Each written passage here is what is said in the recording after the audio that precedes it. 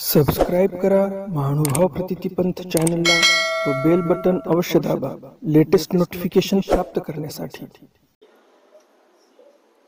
यं ब्रह्मा वरुणेन्द्र मरुत सुन्वन्ति दिव्यस्तवे वेदैः सामपदप्रभोपनिषदेः कार्यन्ति यं सामगान् ध्यानावधिकगतेन मनसा पश्यन्ति यं योगिनो यस्यान्नं न विदुषुरासुरगणा देवाय तस्मै नमः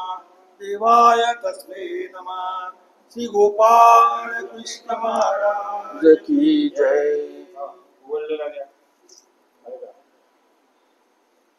सर्वज्ञ श्री चक्रधर स्वामी की जय।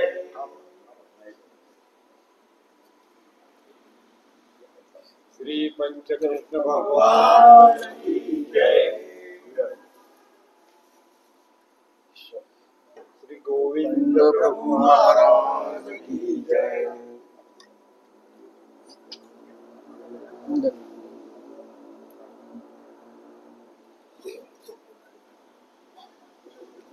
दंड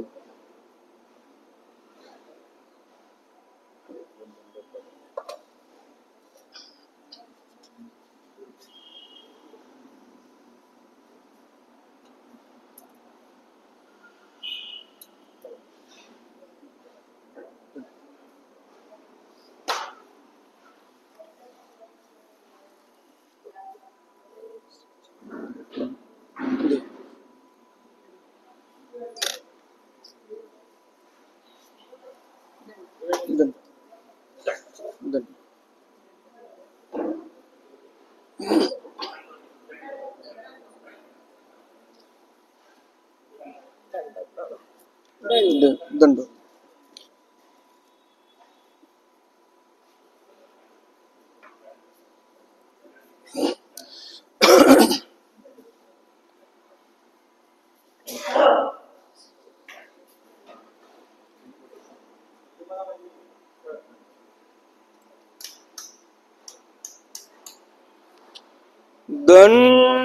दंडवत हो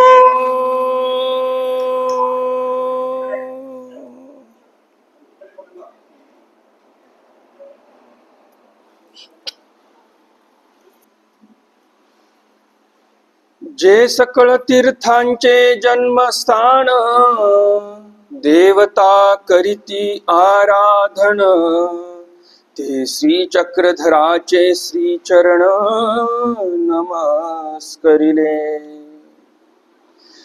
भगत उद्धरावेया अपार जे जे ईश्वराचे अवतार तया साष्टांगी नमस्कार केले मिया। कालचा जो आपला प्रातःकाळचा ज्ञानावसर झालेला आहे, ज्ञानयज्ञ झालेला आहे, त्यामध्ये आपण शेवटची ओवी पाहिली, जे सकळ तीर्थांचे जन्मस्थान देवता करीती आराधन। असे काय आहेत? सर्वज्ञ श्री चक्रधर स्वामींचे श्रीचरण आहेत। त्या श्रीचरणाला आम्ही नमस्कार करतो, कारण काय तर त्याच श्रीचरणापासून सकळ तीर्थ जन्माला आलेली आहेत। एवढं महत्व त्या श्रीचरणांचं आहे। आपणही परमेश्वराच्या पदस्पर्शाने पावन झालेल्या पाषाणाचीच पूजा करतो की नाही आपण? आपल्याला तसा सक्त आदेश आहे स्वामींचा। येथीच्या संबंधा गेले ते तुले ओटे गोटे आदी करुणी तुम्हा नमस्करणीय किंगा। आपल्या महानुभाव पंथाची विशेषता आहे, आपण कुठलाही दगड घेतला आणि घरी आणला आणि पूजला असं कधीच होत नाही, बरोबर की नाही? तर ही आपली विशेषता आहे। आणि म्हणूनच जिथे पदस्पर्शाने पावन झालेले पाषाण असतील, शिळा असतील, परमेश्वर अवताराच्या संबंधाने पवित्र झालेले शिळा पाषाण आहे, तिथला आपण एक तुकडा आणून आपल्या मंदिरामध्ये स्थापन करतो. जणू काही आपण आपल्या मंदिरामध्ये एक जिवंत तीर्थ आणलेला आहे. एवढं महत्व त्या विशेषाचं आहे. कारण काय, दामोदर पंडित काय म्हणतात, जे सकळ तीर्थांचे जन्मस्थान देवता करीती आराधना. त्या श्रीचरणामध्ये सगळ्या तीर्थांचं जन्मस्थान आहे आणि त्या श्रीचरणाचा पदस्पर्श जिथे झाला तो पाषाण आपण आपल्या मंदिरामध्ये, आपल्या घरी, आपल्या देव्हाऱ्यामध्ये ठेवतो. म्हणजे आपलंही घर जणू काही एक तीर्थस्थान झालेलं आहे असं आपण म्हणू शकतो. आपलं मंदिर आपण म्हणतो मांडलिक आहे, परंतु विशेष बसवला म्हणजे जणू काय आपण आपल्या मंदिरामध्ये तीर्थाची स्थापना केलेली आहे. एवढं महत्व त्या पाषाणाचं, त्या विशेषाचं आहे आपल्यासाठी. भगत उद्धरावया अपार, जे जे ईश्वराचे अवतार. कालच एक माझं पोथी प्रवचन ऐकणाऱ्या ताई भेटायला आल्या होत्या मला, आणि त्यांनी हाच प्रश्न केला की जे 5 अवतार सांगितलेत या व्यतिरिक्त अवतार आहेत किंवा नाही. मी त्यांना म्हटलं, मी आता तुमच्या प्रश्नाचं उत्तर उद्या देणारच होतो, त्या थोड्या बिझी असतात, त्या काही येऊ शकत नाही. पण त्यांना मी म्हटलं की जो ग्रंथ इथं आपण चालू केलेला आहे वच्छारण, त्यामध्ये सुरुवातीच्या 5-6 ओव्यामध्येच या प्रश्नाचं उत्तर आलेलं आहे. तर ते उत्तर म्हणजे ही ओवी. काय म्हणतात पंडित बास, भगत उद्धरावया अपार.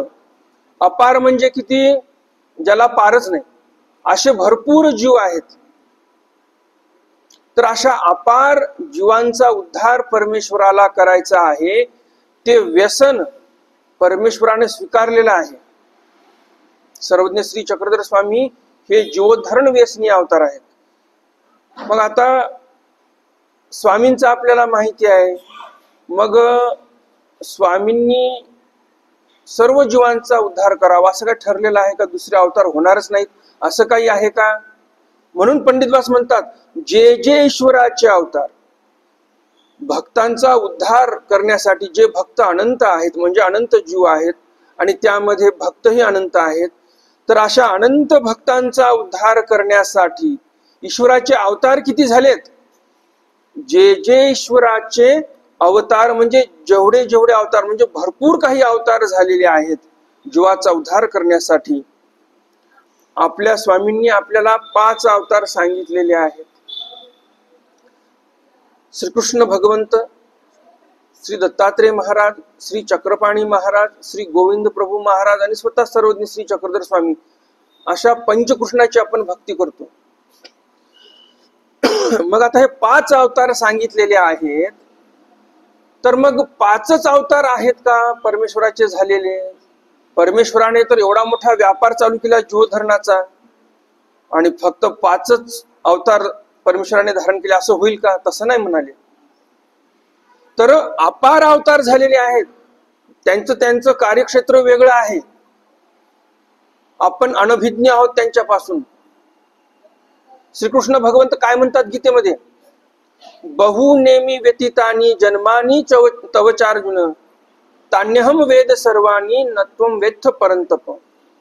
बहुनेमी व्यतीतानी म्हणजे बहुत वेळा, जन्मानी तवचार्जुन म्हणजे अर्जुना तुझा आणि माझा जन्म भरपूर वेळेला झालेला आहे. तान्यहम वेद सर्वानी नत्वम वेत्थ परंतप, जे जन्म झालेले आहेत त्या जन्माचं ज्ञान मला आहे. तान्यहम वेद सर्वानी, इथे वेद शब्द वापरलेला आहे. श्रीकृष्ण भगवंताच्या मुखातून शब्द निघालेला आहे. वेद या शब्दाचा अर्थ काय? ज्ञान. वेदाचा समानार्थी शब्द म्हणजे ज्ञान. तर श्रीकृष्ण भगवंत म्हणतात, जेवढे जन्म घेतले मी, म्हणजेच याचा अर्थ काय, यापूर्वी भरपूर अवतार घेतले परमेश्वराने. बहुनेमी व्यतीतानी, भरपूर जन्म घेतले, त्यांचं ज्ञान मला आहे. जेवढे जन्म मी घेतले, जेवढे अवतार मी घेतले, जेवढं अवतार कार्य चालवलं जीवधरणाचं, ते सर्व ज्ञान मला आहे. परंतु अर्जुना तुला ते ज्ञान नाही असं श्रीकृष्ण भगवंत म्हणतात.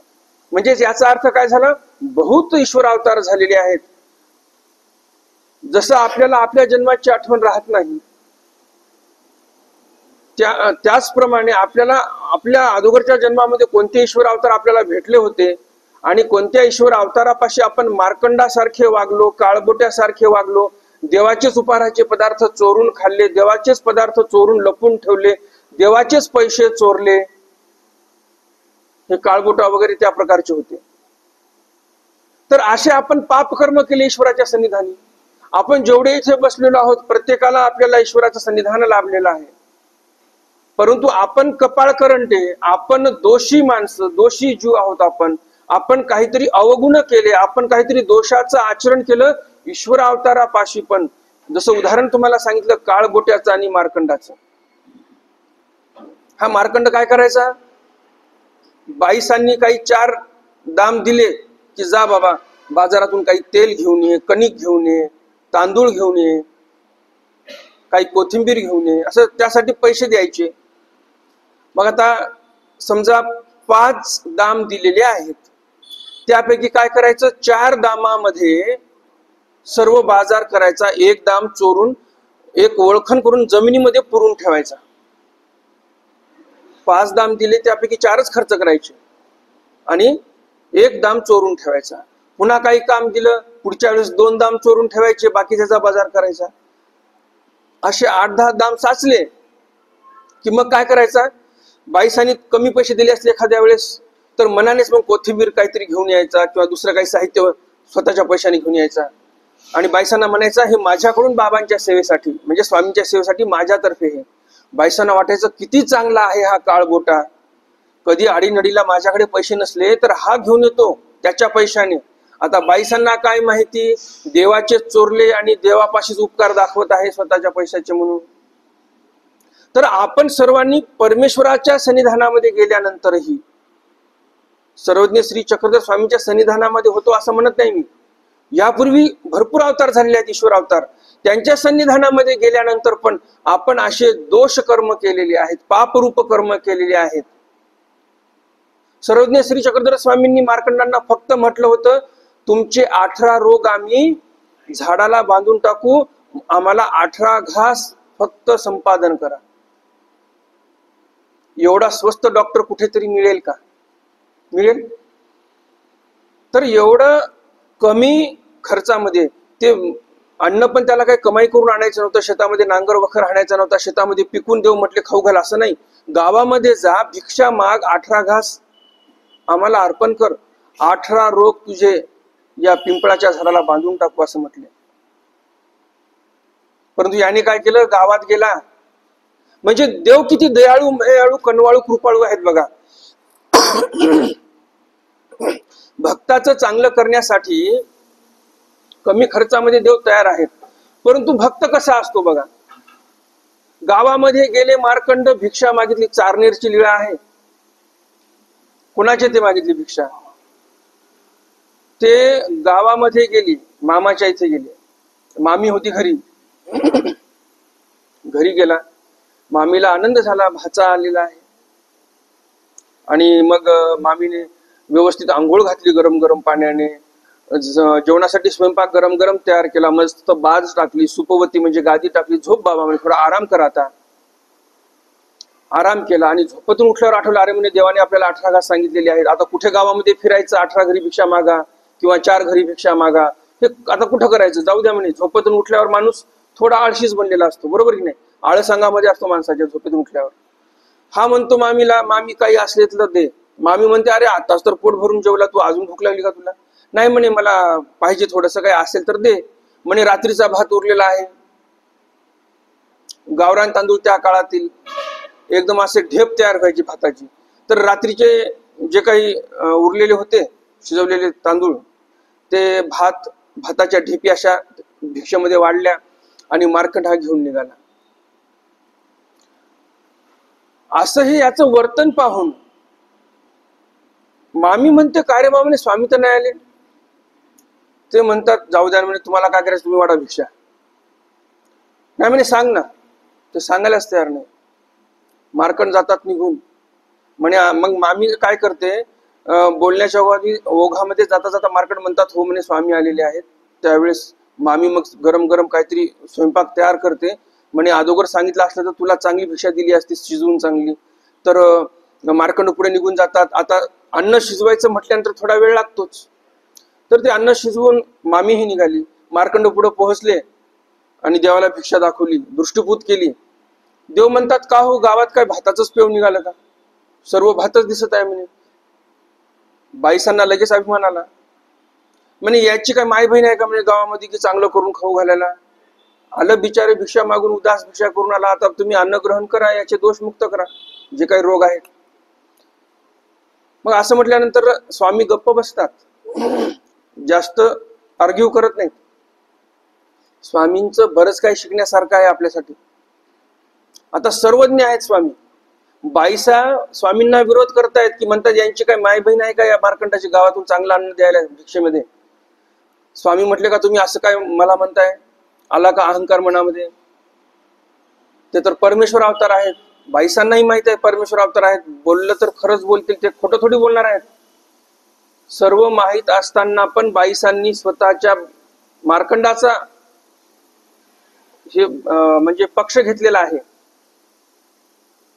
आणि स्वामींना विरोध केला. तरी पण स्वामी काय म्हणतात, ठीक आहे बाबा, जाऊ द्या, वेळ काय सत्य आहे ते सांगूनच देईल. बरोबर की नाही? बरोबर प्रत्येकाची वेळ येत असते. तिथे स्वामी गप्प बसतात. त्याचप्रमाणे आपणही जरी आपलं सत्य असलं, काही प्रसंग अवधान राखून जिथे आपल्याला गप्प बसण्याची आवश्यकता आहे, आपलं जरी खरं असेल तरी आपण गप्प बसलो पाहिजे. नसते वितंड वाद तिथे आपण टाळू शकतो. आपल्या घरामध्ये आपण बघतो क्षुल्लक कारणावरून वाद होतात की नाही? आपलं खरं असते, आपलं खोटं नसते. परंतु जर पुढे फार वाद होत असतील तर ते वाद टाळण्यासाठी आपण खोटं तर बोलायचं नाही, परंतु गप्प बसून घ्यायचं. हे आदर्श स्वामींनी आपल्याला दाखवून दिलेले आहे. स्वामी गप्प बसतात. थोड्या वेळामध्ये मामी तिथे पोहोचते. आता पूर्ण जे काही खऱ्याचं खरं, खोट्याचं खोटं होणार होतं. मामीने मग तिथे आल्यानंतर सांगितलं, म्हणे मार्कंडाने मला काही सांगितलंच नाही की स्वामी आलेले आहेत किंवा नाही. मी तसेच धावत धावत थोडंफार काहीतरी शिजवून आणलेलं आहे अन्न. बाईसा बघते. बाईसांच्या लक्षात आलं की मार्कंड हा इथे गेला होता. मामीने सर्व सांगितलं की मार्कंड असा असा आला, त्याला मी सर्व अंघोळ पांघोळ घातली आणि भिक्षा वाढली, सर्व माझ्याच घरची भिक्षा वाढली. त्यावेळेस बाईसा गप्प बसतात आणि मार्कंडाला म्हणतात, तुझ्यासाठी मी बाबाशी विरोधिले. अरे तुझ्यासाठी मी बाबांचा विरोध केला आणि तू असा? बाईसा कधीही स्वामींना म्हणायच्या की सर्वांना स्वामी काही ना काही देतात, माझा मार्कंड हा रिकामा आहे, माझा मार्कंड रिकामा आहे, असंच बाईसा म्हणायच्या.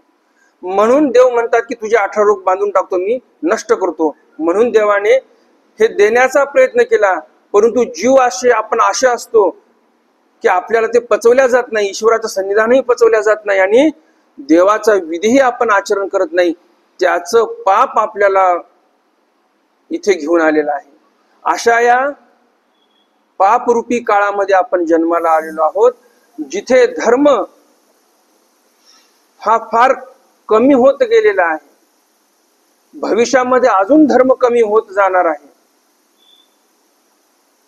तर असं जिथे या जीवांवर, या भक्तांवर अनिष्ट येते, काळांतराने ज्यावेळेस ईश्वरीय धर्म लोप पावेल त्यावेळेस पुन्हा ईश्वर अवतार इथे धारण करतील आणि धर्माची स्थापना करतील, यामध्ये तर काही संशयच नाही. परंतु आता हे दायित्व आपल्यावर आहे. ईश्वरीय कार्य जे आहे ते ईश्वरीय कार्य पुढे चालवण्याचं काम, हे जे ब्रह्मविद्येची ज्ञानसरिता आहे, हे पुढे चालवण्याचं काम आपल्या सर्वांवर परमेश्वराने सोपवलेलं आहे आणि ते कार्य आपण व्यवस्थित केलं पाहिजे. तर असे जे ईश्वर अवतार झालेले आहेत अनंत, त्या अनंत ईश्वरांना, अनंत ईश्वर अवतारांना साष्टांग नमस्कार केले मी. आम्ही साष्टांग नमस्कार करतो असे म्हणतात कवी. आपण सर्वजण साष्टांग दंडवत घालतो. साष्टांग दंडवत कशाला म्हणतात माहिती आहे का? बरोबर, ज्यावेळेस आपण साष्टांग दंडवत घालतो जसं या शब्दामध्येच अर्थ आहे, या शरीराचे 8 अंग जमिनीला आपण टेकवलेले आहेत. असा दंडवत प्रणाम वेगळा, आजकालचे वाकतही नाही खाली दंडवत, ताडाचं झाड जसं असते त्याप्रमाणे यांचा दंडवत असतो. मग असे दंडवत खरंच त्यांच्या तरी उपयोगाला जातील का? नाही. नम्रता पाहिजे तर ते दंडवत महत्वाचे असतात. तर साष्टांग दंडवत घालताना शरीराचे फक्त 8 अंग टेकले पाहिजे. नाहीतर काही ठिकाणी मी पाहिलेलं आहे, दंडवत घालता घालता, आता प्रायश्चितामध्ये आम्ही प्रायश्चित सांगतो, दंडवत घालत असतात, त्याच्यामध्ये झोपून जातात. कशामुळे झोपतात? हे जे आम्ही प्रायश्चित सांगताना असे खूप लोक जमलेले असतात, आम्ही प्रायश्चित सांगतो, प्रायश्चित चालू असते आणि प्रायश्चितामध्ये कसं असते, दीर्घकाळ चालते प्रायश्चित, दोष म्हणावे लागतात देवासमोर आपले. तर काही काही जण झोपून जातात. यामागचं कारण काय? पूर्ण अंग टेकलेलं आहे जमिनीला, आराम झालेला आहे अंगाला. आपण तर दोष आठवत नाही, म्हणजे दोष करताना पण आपण काही त्याचं दुःख मानत नाही आणि प्रायश्चित करताना पण शरीराला कष्ट नको, पूर्ण शरीर सैल सोडलेलं असते आणि तिथेही आपण झोपच घेतो. म्हणजे कितीही अविद्येची झडपणी आहे बघा या जीवावर, बरोबर की नाही? म्हणजे ही अविद्या काय म्हणते, जीवा तू दोषापासून मुक्त होऊ नको, तू दोषात राहिला तरच माझं आयुष्य वाढणार आहे, बरोबर ना? अविद्येचं आयुष्य कधी वाढेल?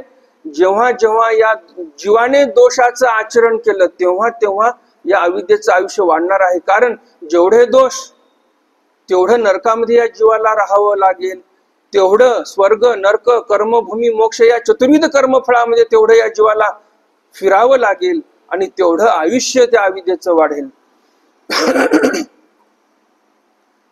त्यामुळं अविद्या ही झडपणी आणतच असते. दोषापासून मुक्तता नको म्हणते जीवाला.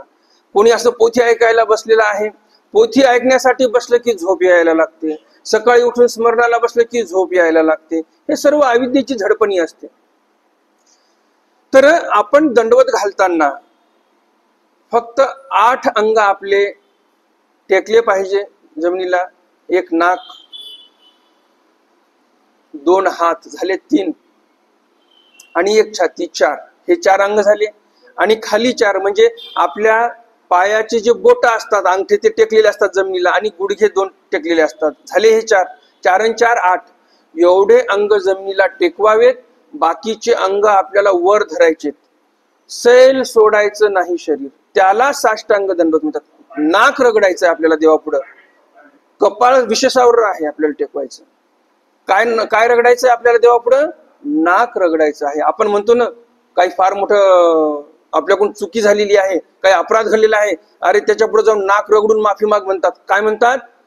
नाक रगडून म्हणतात. कपाळ रगडून म्हणतात का कोणीतरी? एखाद्याच्या मुलाने काही वाईट केलं, मुलीने काही वाईट केलं, मायबाप काय म्हणतात? आमचं काय घातलं? नाक घातलं. म्हणजे नाक महत्वाची गोष्ट आहे, ते आपण देवापुढं रगडलं पाहिजे. तर म्हणून हे साष्टांग दंडवत कशाला म्हणतात हे तुम्हाला सविस्तर सांगितलं आणि हे लक्षात असू द्या.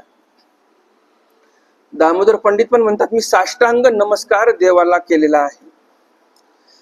नमन उद्धवादी भगता नागार्जुनादिका महंता ब्रह्मविदा शरणांगता श्री प्रभूच्या. ज्यावेळेस आपण मंदिरामध्ये प्रवेश करतो, आपण काही वासनिकांचं काय असते, इथे साधू संत बसलेले आहेत, वासनिक मंडळी पण बसलेली आहे, ते इकडे तिकडे कुठेच बघणार नाही. ते म्हणतील आपण पहिलं मंदिरात आलो, पहिलं देव करायचा, मग ते सरळ जातील, कोणी हात सवळे करतील किंवा न करतील, पहिलं मंदिरात जातील, नमस्कार करतील, विडा वाहतील, नंतर सर्वांना दंडवत करायला येतील. ही गोष्ट चुकीची आहे. कारण मंदिरामध्ये प्रवेश केला म्हणजे सर्वांना दंडवत आपण केलाच पाहिजे.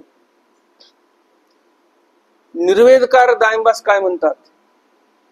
जया ज्ञानियाचे निदर्शने पापा होती पुरश्चरणे, तयाचा अवहेर न करावा कोणे भलतेन वंदावे.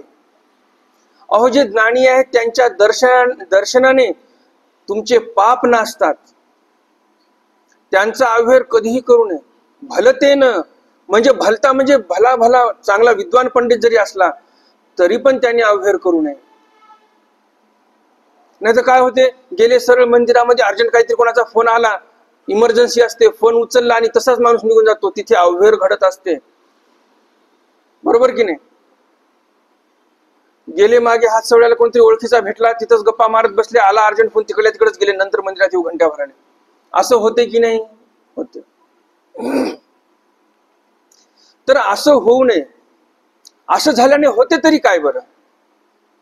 जर असं अवहेरण घडलं, समजा आता मंदिरात आले, देवपूजा नाही केली, इथे देवपूजा विस्तारलेली आहे, प्रसाद आहे, त्याचं अवहेरण केलं, वासनिकाचं अवहेरण केलं, साधू संतांचं, ज्ञानियांचं अवहेरण जर केलं, तर होते तरी काय? नेमकं त्याचं परिणिती कशामध्ये होती? त्याची रूपांतर कशामध्ये होतं?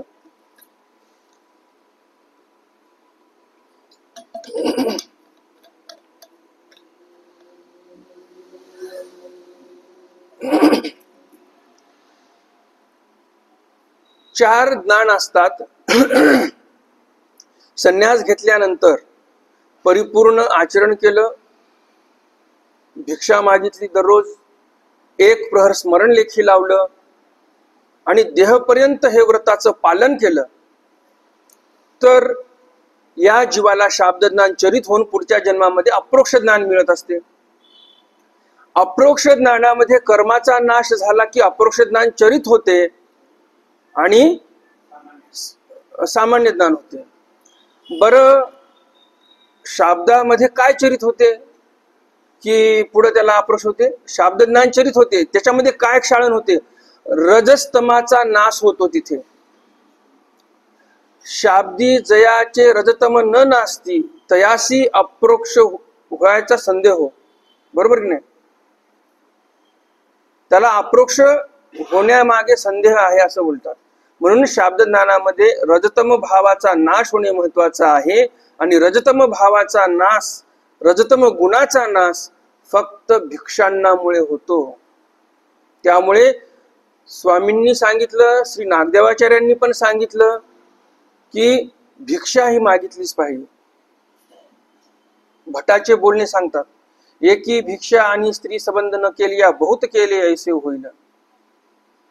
विषय संबंध न करता एक प्रहर स्मरण लेखी लावणे आणि दररोज भिक्षा मागून खाणे, एवढं जरी केलं तर बहुत केले.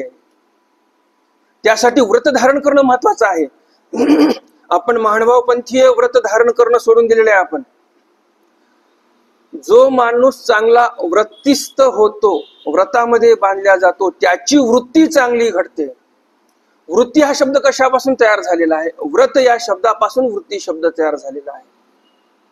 आपण जीवनामध्ये काहीतरी व्रत धारण केले पाहिजे नित्यदिनीसाठी. संयम त्यामुळे येत असतो. आता आपण बघतो सर्वजण उपवास आम्ही धरत नाही, आपण सर्व जण म्हणतो सर्वांना, परंतु यामध्ये ॲटोफिजी नावाची जी एक संकल्पना मांडलेली आहे जपानच्या वैज्ञानिकानं, आणि ही ॲटोफिजी नावाची संकल्पना मांडून त्याने नोबेल प्राइज जिंकलेला आहे. आज पाहिलं तर डोनाल्ड ट्रम्प जो आहे तो नोबेल प्राइज जिंकण्यासाठी तडफडत आहे. पाकिस्तान सारख्या देशाकडून अपेक्षा करत आहे की त्यांनी माझं नाव पुढं करावं, नोबेल द्या यांना म्हणून, रेफर करावं नोबेल संस्था जी आहे त्याच्यासाठी. मग यांचं युद्ध थांबव, त्यांचं युद्ध थांबव, प्रयत्न आटोकाट चालू आहेत. परंतु आपल्या सनातन धर्मामध्ये जे उपवासाचे व्रत आहेत, या उपवासाच्या व्रताचा अभ्यास केला आणि शरीरावर काय त्याचे परिणाम होतात त्याचाही अभ्यास केला त्या जपानच्या वैज्ञानिकाने, आणि त्यानं त्याचा जो संशोधनाचा जो प्रबंध होता, त्यांचं ते सायंटिफिक त्याने प्रूव्ह केलं, त्याच्यामध्ये ॲटोफिजीच्या संकल्पनेला प्रूव्ह केलं, आणि तो जो प्रबंध होता संशोधनाचा तो नोबेल संस्थेकडे पाठवला. तो संस्थेने पूर्ण अभ्यासला आणि त्यांना नोबेल प्राइज दिला. आता ॲटोफिजी म्हणजे नेमकं आहे तरी काय? ज्यावेळेस आपण उपवास धरतो, आपल्या शरीराला आपण विश्रांती देतो. म्हणजे आपण अन्न खाल्लं की आपल्या शरीराला काम काय लागते? सर्व आपल्या शरीरातील ऊर्जा पोटाकडे जाते अन्न पचवण्यासाठी, आणि त्यामुळे काय होते? आपण मंद होऊन जातो, गुंगी यायला लागते. पोटभर जेवण केल्यानंतर गुंगी काय येते आपल्याला? सर्व ऊर्जा पोटाकडे गेलेली आहे. अन्न जिरवणं हे महत्वाचं काम आहे. मग आता ते ऊर्जा जे शरीरामध्ये काम करायची होती, बुद्धीला ऊर्जा देणार होती, बुद्धी चांगली तल्लख चालवणार होती, शरीरामध्ये काही रोग आहेत ते रोग नष्ट करणार होती, तीच ऊर्जा पोटाकडे गेली अन्न जिरवण्यासाठी. वारंवार आता आपण तर जेवतच राहतो. मग आता ती ऊर्जा काय करणार? फक्त पोटाकडे लक्ष केंद्रित करणार. बुद्धी तेवढी चालणार नाही. ज्या दिवशी तुम्ही उपवास धरला त्यावेळेस तुम्ही बघा कसं ताजं तवानं वाटते, बुद्धी जास्त तल्लखतेने काम करते. आणि विद्यार्थ्याच्या लक्षणामध्ये पण सांगितलेलं आहे अल्पा आहार, सांगितलं की नाही? अल्पाहारी गृहीत त्यागी. अल्पाहार विद्यार्थ्याने घेतला पाहिजे, तेव्हा बुद्धी तल्लख होते आणि सर्व ऊर्जा बुद्धीला मिळते आणि बुद्धी पूर्ण ऊर्जेनिशी कामाला लागते. ज्याप्रमाणे एखाद्या गाडीला इंधन चांगलं भेटलं तर गाडी चांगली पळते, त्याप्रमाणे बुद्धीला जर आपल्या बुद्धीला आपण इंधन चांगलं दिलं, ऊर्जा चांगली दिली तर आपली बुद्धी चांगली काम करेल, अभ्यास चांगला होईल, अध्ययन चांगलं होईल आणि मुलांच्या परीक्षा पण भविष्यामध्ये चांगल्या जातील. मग आता विषय असा येतो की मग उपवास आपण तर धरत नाही, मग आता करायचं काय? तर मी म्हणेल आपल्या आरोग्यासाठी उपवास धरणं हे महत्वाचं आहे. मग आता कोणता दिवस ठरवायचा? आपल्या मांडवा पंथामध्ये दुःखाचा दिवस कोणता आहे? तुम्हाला कोणता वाटतो? मीच सांगतो. सर्वज्ञ श्री चक्रधर स्वामी उत्तर पंथे गेले, तो दिवस कोणता होता? सोमवार दिवस होता. सोमवारच्या दिवशी सर्वज्ञ श्री चक्रधर स्वामी उत्तर पंथे निघून गेले. हा दुःखाचा दिवस आहे का? आहे का? आहे ना? हा. तर मग एक दुःखाचा दिवस स्वामी आपल्याला सोडून गेले. म्हणून जर तुमची इच्छा झालीच की कोणता तरी वार आपल्याला पकडायचा उपवासाचा, तब्येतीसाठी, आरोग्यासाठी, आयुर्वेद शास्त्रामध्ये सांगितलेलं आहे म्हणून, तर एक उपवास आपण पकडू शकतो, धरू शकतो दुःखाचा दिवस म्हणून, जर इच्छा असेल तर. कारण वृत्तीस्थ झालो नाही आपण. जर व्रतस्थ झालो नाही तर आपली वृत्ती चांगली घडणार नाही, संयमी आपलं व्यक्तित्व घडणार नाही. म्हणून हे करणं महत्वाचं आहे. जसं लहान मुलांना अशा काही नियमामध्ये बांधून दिलं, जरी समजा आता उपवास करावा असं वाटत नसेल तर सुरुवात काय करायची? आपण काहीतरी परिच्छेद करायचा पण या गोष्टीचा, मुलांनाही करायला सांगायचा. संयमी वृत्ती मुलांमध्ये घडली पाहिजे, तर उद्याचा समाज चांगला घडेल. तुमच्या घरामध्ये संयमी पिढी जर घडली तर उद्या तुमचं पण म्हातारपण चांगलं जाईल, तुमच्यासाठी पण चांगलं आहे, मुलांच्या भविष्यासाठी पण चांगलं आहे, भौतिक जगतामध्ये जीवन जगण्यासाठी पण चांगलं आहे आणि आध्यात्मिक जगतामध्ये जीवन जगण्यासाठी पण उत्तम पर्याय आहे. आता तुम्हाला असं वाटेल की बाबा हे तर असं कोणी सांगितलं नाही, हे तर काहीतरी वेगळं सांगत आहेत असं वाटू शकते, परंतु सत्य परिस्थिती आहे. स्वतः अनुभवा वाटल्यास, संभाजीनगरला मागे प्रवचन झालं त्यावेळेस मी सांगितलं, त्यावेळेस त्यांनी ते मान्य केले की बाबा खरंच चांगली संकल्पना आहे. काही जणांनी मान्य केलं, आम्ही धरू, ज्याची त्याची इच्छा आहे शेवटी. परंतु आपलं निरामय जीवन जगण्यासाठी गोळ्या खाऊन 100 वर्ष जगण्यात काही मजा नाही. 70 वर्ष जगा, निरामय आरोग्यदायी जीवन जगा, त्या जीवनाला महत्व आहे. बरोबर की नाही? आणि ज्यावेळेस आपलं शरीर चांगलं असते, शरीर प्रसन्न असेल तर मन प्रसन्न असते, मन प्रसन्न असेल तर अध्यात्मामध्ये मन लागते, मंदिरामध्ये आलं तर तुमचं मन प्रसन्न राहील, अधिक काळ प्रसन्नता टिकेल. नाही तर आपण बघतो घरी पण अप्रसन्न वाटायचं, मंदिरात आलो, बसलो देवापुढे, काही प्रसन्नता वाटलीच नाही, निघून गेलो. दोष मंदिरामध्ये नाही, दोष हा आपल्या शरीरामध्ये आहे. तो शरीरातील दोष दूर आपल्याला करायचा आहे. त्यावेळेस मन स्वस्थ होईल, बुद्धी स्वस्थ होईल आपली, आणि मग आपण तल्लीनतेने भगवान श्री चक्रधर स्वामींची, भगवान श्री कृष्ण महाराजांची भक्ती करू शकू. तर इथे नमन कोणाला केलेला आहे? भक्ताला नमन केलेला आहे सर्वप्रथम. त्याचप्रमाणे आपण सर्वांना नमन केलं पाहिजे. असं जर आपण नमन नाही केलं तर काय होईल? तर शाब्द ज्ञानानंतर अप्रोक्ष ज्ञान ज्यावेळेस झालं, फार आचरणशील व्यक्ती असेल त्यालाच होईल. अप्रोक्ष ज्ञानानंतर सामान्य ज्ञानामध्ये मळक्षाळन झाले, पुन्हा विशेष ज्ञानाशी योग्य झाला. विशेष ज्ञानामध्ये पण जे काही योग्यता व्हायची होती ती झाली. जे काही मतित्रय वगैरे वगैरे जे काही पाचपिशी आहेत ते नष्ट करण्याचं, नासायचं काम पुढे होणार आहे. प्राप्तिकाळी अविद्याचा नाश करणे वगैरे वगैरे, हे ईश्वर अवतार करतच असतात. पण विशेष ज्ञान झाल्यानंतर एवढं भयंकर दुःख असते त्या जीवाला. ते कशाचं दुःख असते? ईश्वराच्या विरहाचं दुःख. कृपास्पदी भूत होऊनी अनंत काळ असे. कोण असे? हा विशेष ज्ञानी. कृपास्पद म्हणजे काय बरं? ज्याप्रमाणे आपण बघतो रेल्वे स्टेशनला म्हणा, बस स्टँडला म्हणा, किंवा इतरत्र रस्त्याने चौकामध्ये बघा, तिथे लोक भीक मागणारे असतात, भिकारी. त्याचा चेहरा कसा असतो? काही गर्विष्ठपणा त्याच्या चेहऱ्यावर दिसतो का?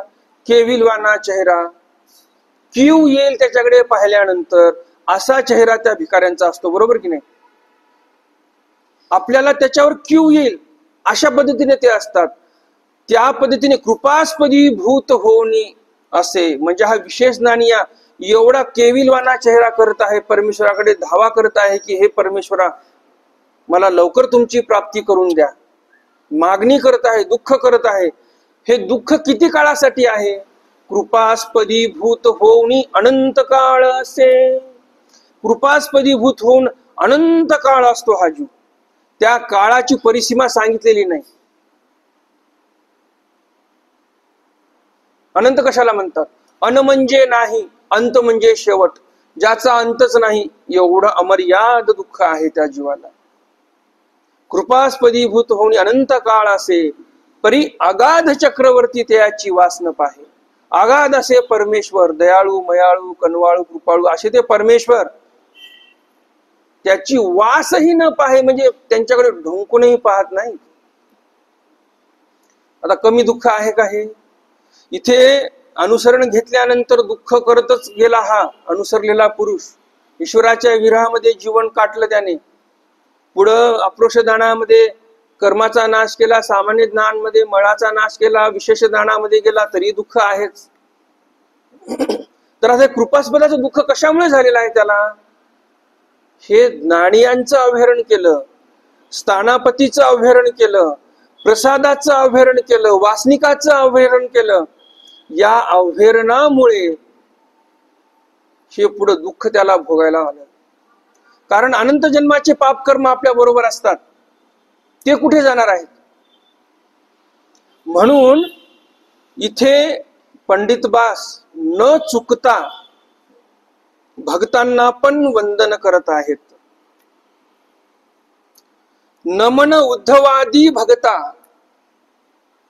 उद्धव देव अधिक पदामध्ये इतरत्र जे काही भक्त होते श्रीकृष्ण भगवंताचे, त्या भक्तांना, मग त्या कुंती औसा असतील, अर्जुन देव असतील, जे काही भक्त होते, विदूर होते, या सर्वांना नागार्जुनादिका महंता. नागार्जुन म्हणजे श्री नागदेवाचार्य.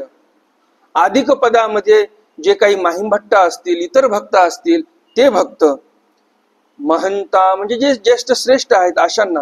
ब्रह्मविदा शरणांगता.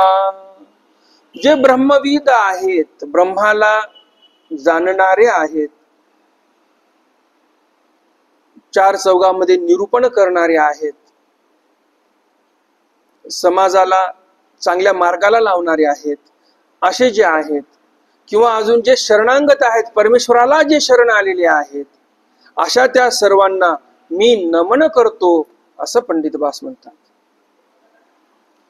नागार्जुनाचे प्रसादे परमपुरुखाचे न बोधे. श्री कृष्ण कथा ओवी प्रबंधे म्हणे मुनी केशिराजू. कोणाचा प्रसाद मिळालेला आहे कवींना? नागार्जुनाचे प्रसादे म्हणजे त्यांचे गुरु श्री नागदेवाचार्य. ते कसे अनुसरले, काय पूर्वपीठिका होती, हे सर्व मी तर तुम्हाला सांगितलेलीच आहे. त्यामुळं आता इथे पुन्हा सांगण्याची आवश्यकता नाही असं मला वाटते. तरी जर भविष्यामध्ये अजून काही दिवसानंतर योग आलाच, काही नवीन पुन्हा दर्शक जोडल्या गेले, तर ते सांगणं अगत्याचं आहे. त्यावेळेस मी नक्की सांगेन. नागार्जुनाचे प्रसादे, मी तुम्हाला सुरुवातीला सांगितलेलं आहे. ज्ञान कोणाचं ऐकायचं? ज्यांना गुरुप्रसाद मिळालेला आहे.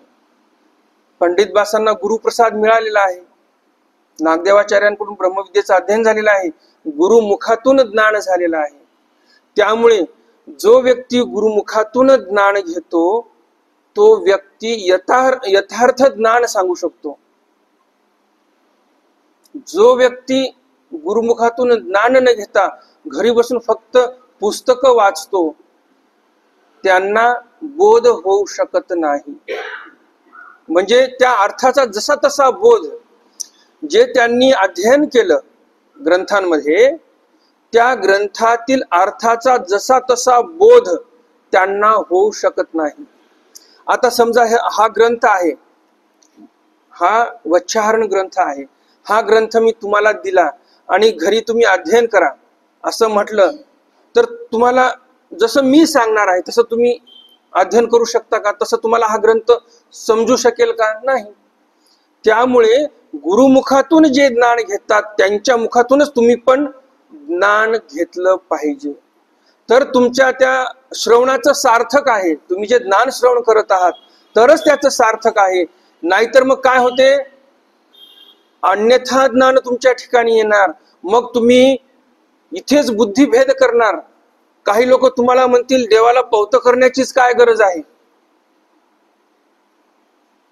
साधू संतांना पौत करण्याची काय गरज आहे. आता असे काही लोक सांगायला लागलेले आहेत, तुमच्यासारख्या वासनिकांचा बुद्धिभेद करायला लागलेले आहेत की हे पवित्र पर्व म्हणजे ब्राह्मणांचं होतं, हे आपल्याला करण्याची आवश्यकताच नाही. मग आता हे जर ब्राह्मणांचं होतं, आपले जे पूर्वज होते, आता तुम्ही इथे ज्येष्ठ श्रेष्ठ वयोवृद्ध तपोवृद्ध आहात इथे बरेच जण, जे जुने जुने बाबा लोक होते, पौते घ्यायची की नाही ही आपली परंपरा आहे, बरोबर की नाही. ते काही सांगणारे लोक म्हणतात स्मृतीस्थळामध्ये कुठे आलेला आहे, अमक्या ग्रंथामध्ये कुठे आलेला आहे पौत्याचा उल्लेख. मग असं जर प्रमाणच पाहायला गेलं तर असं आताच्या काळामध्ये जसं आम्ही साधू संत तुम्हाला उपदेश देतो, एका जागी बसून तुम्हाला अनिव्यावृत्ती सांगतो पहिलं, नंतर 5 नामं कानामध्ये फुकतो आणि म्हणतो तुमचा उपदेश झाला, म्हणतो की नाही. मग असा तरी उल्लेख स्मृतीस्थळामध्ये कुठे आलेला आहे? नागदेवाचार्यांनी एखाद्याला बसवलं आणि 5 नामं कानामध्ये फुकले, मग आता हे पण सोडून द्या तुम्ही. तर बुद्धिभेद करणारे असे काही अर्धवट राव असतात, अन्यथा ज्ञानी लोक असतात की त्यांना शेंडाबुड काही माहिती नसते, फक्त विरोध करायचा म्हणून विरोध करायचा. म्हणजे एकीकडे हे मान्य करायचं आम्ही कान फुकणार, दुसरीकडे म्हणायचं स्मृतीस्थळामध्ये उल्लेख नाही, पौते नाही करायचे. मग आता नाम 5 कानामध्ये फुकायचे याचा उल्लेख नाही, मग ते तरी का करता तुम्ही? ते चालते.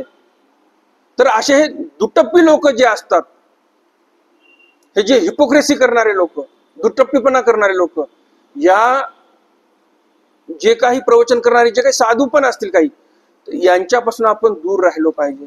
हा आपला बुद्धिभेद करून टाकतील आणि देवापासून आपल्याला दूर नेतील. तर गुरुमुख आहे का? गुरुमुखातून त्यांनी अध्ययन केलं का? कोणी अधिकरणापाशी होते का? ते त्यांचं सर्व बॅकग्राऊंड पाहणे हे आपलं कर्तव्य आहे. आपण त्यांना ऐकतोय, त्यांचं श्रवण केल्यानंतर आपल्यामध्ये बदल होणार आहेत, मग ते बदल योग्य झाले पाहिजे ना, अयोग्य बदल नाही झाले पाहिजे. नाहीतर आपल्याच परंपरेला नाव बोट ठेवायचे, हे चुकीचं आहे. तर त्यापासून आपण दूर राहिलो पाहिजे. म्हणून गुरुमुख महत्वाचा आहे. नाहीतर हल्ली मग काही लोक म्हणतात अक्षताच लावायच्या नाही, म्हणतात आपण देवाला म्हणतो चंदन गंध घ्या देवा आनंद कंदा श्रीपती, याच्यामध्ये अक्षतेंचा उल्लेख आहे का? नाही उल्लेख. सर्वज्ञ श्री चक्रधर स्वामींनी सांगितलं एक कण अन्नाचा वाया जाऊ देऊ नये, मग कसं काय अक्षता लावायच्या? नाही लावायच्या असं म्हणतात. आता हे कसं करायचं मग असं म्हणल्यानंतर? आता हे चंदन गंध घ्या देवा आनंद कंदा श्रीपती हे तर नंतरच्या आपल्या साधूंनी तयार केलेला श्लोक आहे. पण स्वामींच्या हयातीमध्ये, स्वामी ज्यावेळेस इथे अवतारकारी स्वामींचं चालू होतं त्या काळामध्ये अहिल्यानगर जिल्ह्यामध्ये चिचोंडी पाटील नावाचं एक गाव आहे, तिथे सर्वज्ञ श्री चक्रधर स्वामी गेले असता तिथल्या त्या ब्राह्मणाने दही जोंधळ्याचा टिळा लावलेला आहे, दही लावलं कपाळावर आणि म्हणे माझ्या शेतामध्ये ज्वारी आहे पेरलेली, मला चांगली ज्वारी व्हावी म्हणून ते दही जोंधळे, जोंधळे म्हणजे ज्वारी, तर दही जोंधळ्याचा टिळा लावला. त्यावेळेस देव का बरं म्हटले नाही मग? अरे जोंधळे म्हणजे अन्न हे वाया जाऊ देऊ नये, ठेवा बाजूला, मी नाही लावून घेणार. तर हे आपण जरी पुढचा व्यक्ती, आता मी तुम्हाला सांगत आहे म्हणजे माझं तुम्ही ऐकाच असं मी म्हणणार नाही. तुमच्याकडे पण ज्ञान आहे, त्या पद्धतीने तुम्ही तर्कशुद्ध पद्धतीने स्वामींच्या लीळेचं अध्ययन करा वाटल्यास घरी जाऊन. हे खरंच लीळा घडलेली आहे का बघा वाटल्यास, आणि विचार करून मग ठरवा नेमकं काय करायचं शेवटी. पण मी तर एवढंच म्हणेल, परंपरा चालत आलेली आहे, परंपरेला फाटा देता येत नाही. श्री चक्रधर स्वामींनी त्यांच्या काळामध्ये ज्वारीचा टिळा लावला. आपण तर तेवढं काही जडमूड अन्न कपाळाला लावणार नाही, आपण तर तांदूळच लावणार आहोत, बरोबर की नाही. तर ही जी परंपरा आलेली आहे हे योग्य आहे, आणि या परंपरेला फाटा द्या असं कोणी म्हणत असेल तर ते अयोग्य आहे. त्यामुळं यापासून आपण दूर राहिलो पाहिजे. नागार्जुनाचे प्रसादे परम पुरखाचे न बोधे. श्री नागदेवाचार्यांकडून प्रसाद मिळालेला आहे मला, आणि परमपुरुखाचा बोध झालेला आहे. परमपुरुष म्हणजे पुरुषोत्तम भगवान श्रीकृष्ण महाराज, भगवान श्री चक्रधर स्वामी. श्रीकृष्ण कथा ओवी प्रबंधे म्हणे मुनी केशराजू. या ग्रंथामध्ये काय सांगणार आहे मी, तर श्रीकृष्ण कथा काय म्हणतात कवी, मी तुम्हाला श्रीकृष्ण कथा सांगणार आहे. मग आता हे गद्यरूप आहे का, नाही. ओवी प्रबंधे म्हणजे, ओवी प्रबंधे म्हणजे काव्य रूपाने मी तुम्हाला ही कथा सांगणार आहे. म्हणे मुनी केशिराजू, केशिराज भास असं म्हणतात. यापुढे आता आपल्याला कथेचं महत्व सांगणार आहेत की ही जी कथा आहे या कथेचं महत्व काय आहे. स्मरता ईश्वराचे गुण, आनंदे विकासू झाला मना, तो अनुवादू करीतसे रसना, वर्णू कवन जाणे.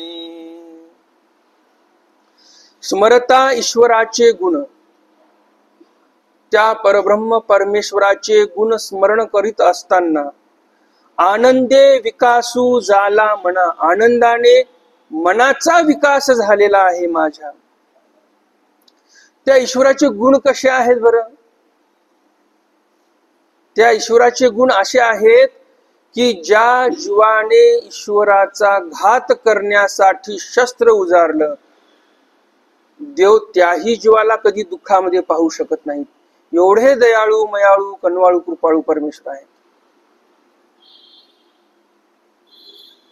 एखादे ईश्वर अवतार आहेत, त्यांच्या ठिकाणी एखाद्या जीवाच्या प्रसवामुळे हनन घडलं तर त्यांना नित्य नरकात जावं लागते. नित्य नरक एवढं भयंकर नरक आहे.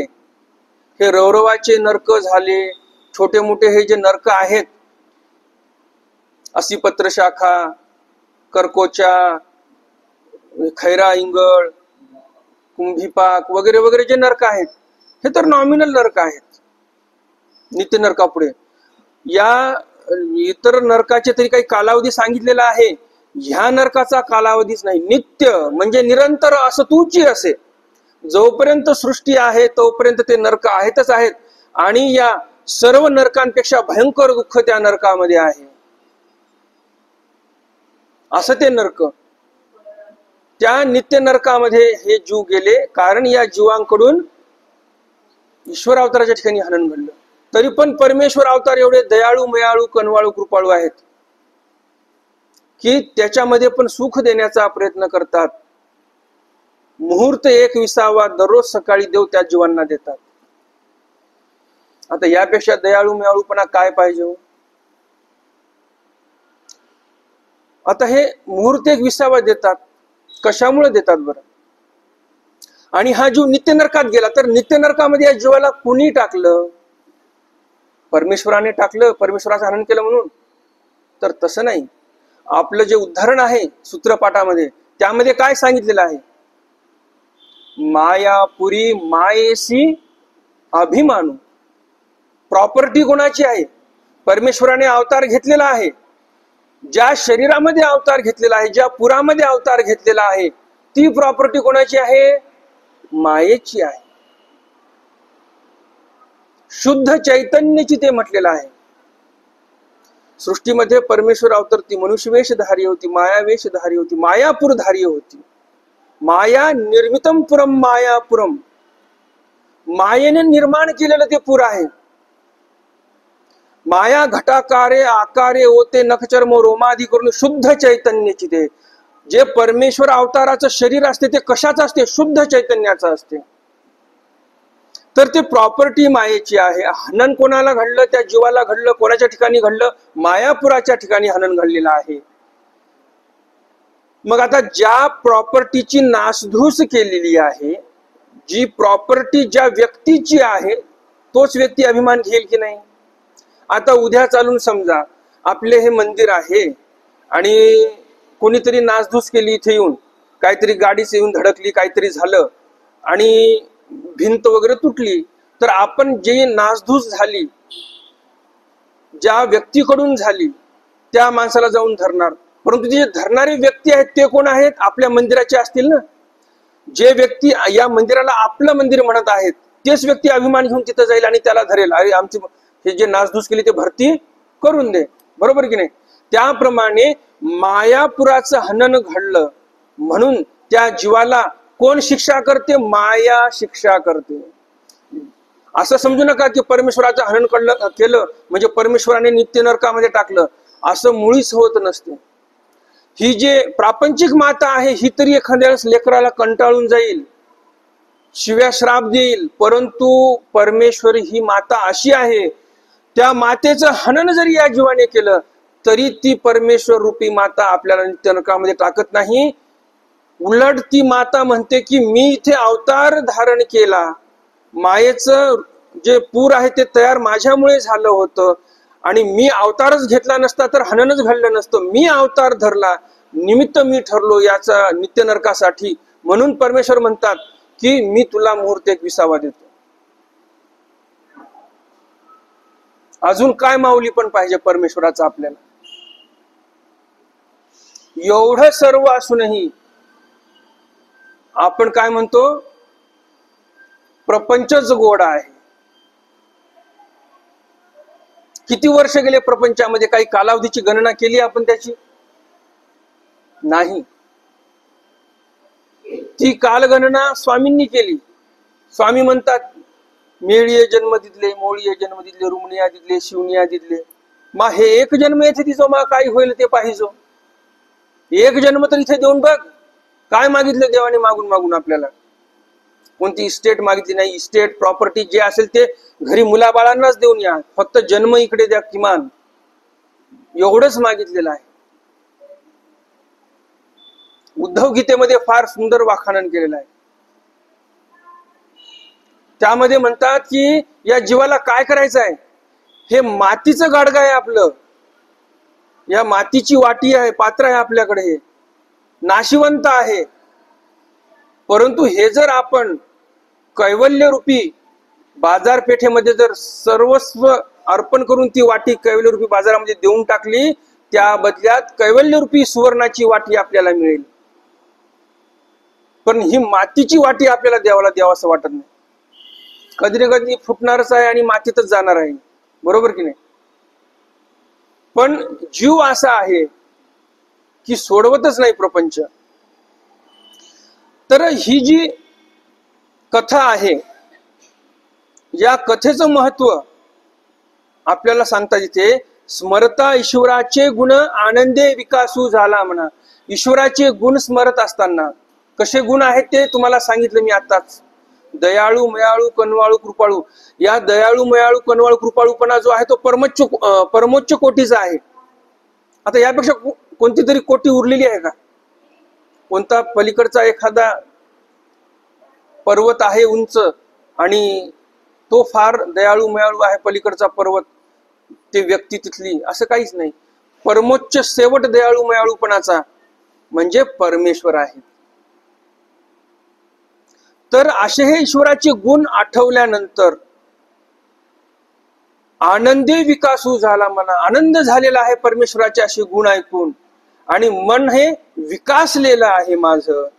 तो अनुवादू करीत असे रसना. तो अनुवाद, तो जो आनंद झालेला आहे मनामध्ये, त्याचा अनुवाद माझी रसना म्हणजे जिव्हा करत आहे.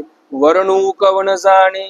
मग आता माझी जिव्हा वर्णन करत आहे, मग मला त्या परमेश्वराच्या गुणाचं वर्णन करता येईल? वर्णू कौन जाणे. अहो ते परमेश्वराचे गुण अनंत अगाध आहेत, त्याचं वर्णन आपल्याला करता येणार नाही. का? अनंत तो अनंत, की तो अनंतच आहे शेवटी. असा तो परमेश्वर आहे. आणि त्यामुळे त्यांच्या गुणाचं वर्णन करणं आपल्याला तरी शक्य होणार नाही. असं कोण म्हणतात? दामोदर पंडित म्हणतात. तर आपण कोण आहोत त्यांच्या पुढे? आपण काय वर्णन करू शकणार आहोत? तरी पण कवींनी यथायोग्य जसं त्यांना जमेल त्याप्रमाणे या ग्रंथामध्ये परमेश्वराच्या गुणाचं, धर्माचं वर्णन केलेलं आहे. जो महिमा म्हणा अगोचरू, परी कवीसी हाची परिहारू, जे स्वमती वर्णावा ईश्वरू, जेणे पवित्र वाचा. जो महिमा मना अगोचरू, त्या परमेश्वराचा महिमा मनाला अगोचर आहे. त्या महिमेची अनुभूती या मनाला लक्षात येत नाही. परी कवीसी हाची परिहारू, परंतु कवीला तर हाच पर्याय आहे. कोणता? हाच परिहार म्हणजे काव्य रूपाने परमेश्वराच्या गुणाचं गुणानुमोदन करणे, स्तुतिस्तवन करणे, हेच त्यांचा परिहार आहे. जे स्वमती वर्णावा ईश्वरू, जेणे पवित्र वाचा. स्वमतीने जीवाने या ईश्वराचं वर्णन केलं पाहिजे. यथायोग्य जशी ज्याची मती त्याप्रमाणे आपण वर्णन केलं पाहिजे. आणि असं वर्णन केल्यामुळे काय होईल?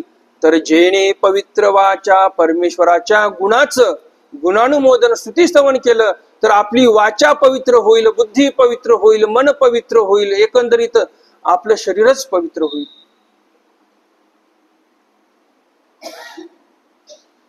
वर्णन परमेश्वराचं करताही आलं पाहिजे. वर्णन जर व्यवस्थित जमलं नाही तर आपल्या वंशाचा निर्वंश होऊ शकतो. रवळा कुंभाराचं उदाहरण आहे आपल्या समोर. रवळा नावाचा कुंभार होता, श्री चक्रपाणी महाराजांच्या समोर येऊन बसला. कधी मधी तो काव्य तयार करायचा.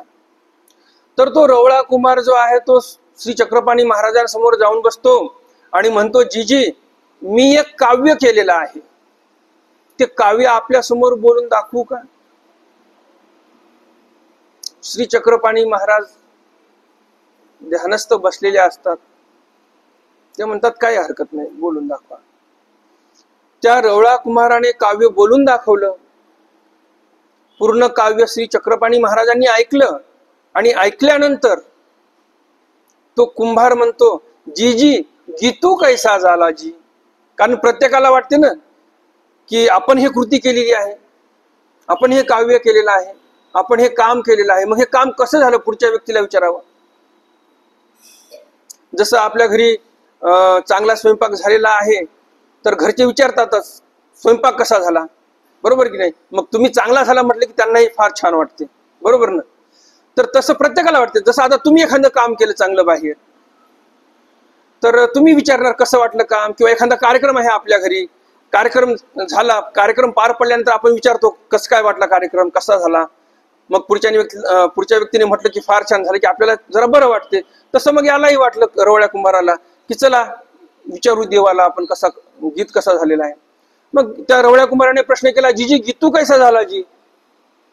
श्री चक्रपाणी महाराज काय म्हणतात, तुझा निर्वंशू होय ऐसा झाला. या कुंभाराला वाटलं माझी पाठ थोपटवतील, वा वा वा शबास म्हणतील. परंतु श्री चक्रपाणी महाराज म्हणतात तुझा गीत निर्वंश होईल असा झालेला आहे. असं काय बोलला असेल बरं तो व्यक्ती.